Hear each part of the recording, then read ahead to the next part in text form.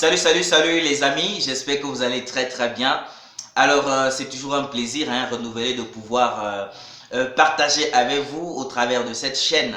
Vous savez, avec le temps, je me rends compte que l'une des choses dont le monde a besoin, c'est une véritable compréhension des relations humaines. C'est une véritable compréhension des relations humaines parce qu'on va s'en rendre compte que la plupart des mots, la plupart des différents que connaît le monde, l'humanité aujourd'hui est tout simplement dû au fait que les gens n'arrivent véritablement pas à s'entendre, les gens n'arrivent pas à nouer des relations véritables et durables. On va toujours entendre les gens dire voilà, ça c'était mon ami, il m'a dessus, il a eu ceci, il a eu cela.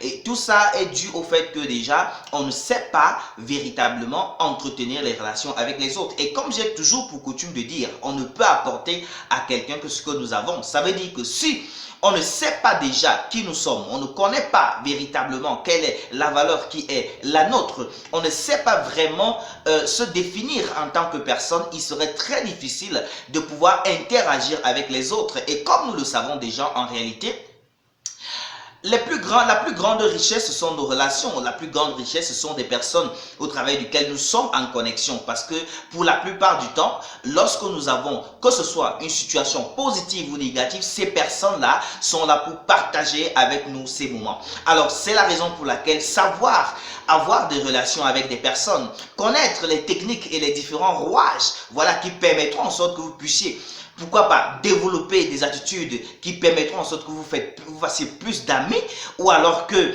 vous puissiez être très à l'aise avec les personnes que vous côtoyez, sont très importantes, toutes ces stratégies-là. C'est la raison pour laquelle justement je continue à apprécier, voilà, ce livre, ce fantastique livre, je continuerai à le dire, de Dale Carnegie, qui en fait ici nous présente un chef-d'œuvre en ce qui concerne les relations interpersonnelles, les relations humaines, voilà, et qui, lorsque nous appliquons cela, parce que nous avons compris en fait le principe, nous réussissons à établir justement un environnement de paix, un environnement de gaieté, un environnement de stabilité. Et c'est justement ce de quoi parle le 15e chapitre de ce livre de Dale Carnegie, qui a pour titre la soupape de sécurité. Lorsque j'ai lu ce titre, je vous assure que je n'en revenais pas, mais il s'agissait de quoi exactement? Je voulais savoir, parce qu'en fait le titre était tellement aguicheur que je voulais savoir véritablement ce que Dale Carnegie va m'expliquer dedans. Et je me suis rendu compte qu'il me fait part d'une notion extraordinaire. Et puis,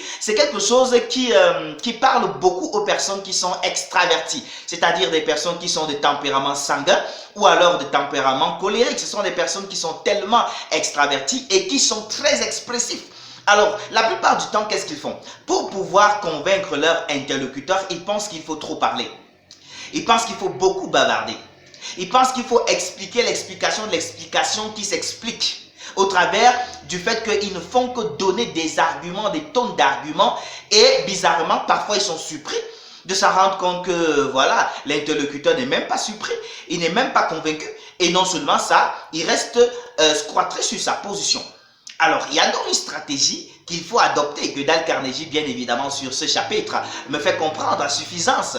En fait, il s'agit de quoi? Tout simplement laisser que mon interlocuteur parle, qu'il vide son verre, qu'il vide son ventre, comme on a pour coutume de dire, qu'il s'exprime jusqu'à ce qu'il ait terminé, que je puisse supporter sur moi de l'écouter. Écoutons nos interlocuteurs, écoutons les personnes avec qui nous échangeons. Ne soyons pas toujours en train de leur couper la parole, ne soyons pas toujours ceux-là, parmi ceux-là qui ne laissent pas parler les autres. On veut toujours que c'est nous qu'on écoute, c'est nous qui avons la meilleure parole, c'est nous qui devons avoir la dernière parole, c'est toujours nous qu'on doit écouter, c'est nous, voilà, qui disions ce qui est vrai et pas les autres. Non, c'est une attitude qui en fait repousse les gens et ne donne pas l'envie aux gens de causer avec vous, d'échanger avec vous, de partager avec vous, parce que soi-disant vous connaissez tout, vous avez toujours à dire, vous ne manquez jamais quoi dire, et justement, ils se sentent très mal à l'aise. Alors, si je voudrais amener mon interlocuteur à comprendre et à approuver en tant soit peu ce que je l'apporte comme information, la première des choses qu'il faudrait que je puisse faire, c'est bien évidemment de l'écouter.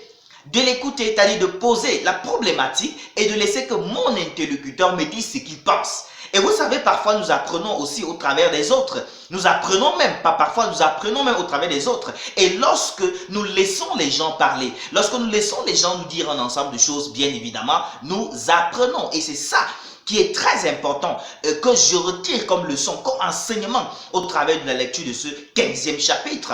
Voilà, j'apprends de lorsque je laisse les gens me dire ce qu'ils pensent et non lorsque je dis aux gens ce que je pense. Vous voyez? Donc c'est très très important.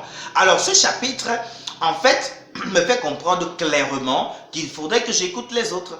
Que si je veux amener les autres à prendre part de mes arguments, que je puisse écouter leur part d'arguments, apprécier même leurs arguments, et puis maintenant, voir dans quelle mesure je peux positionner les miens.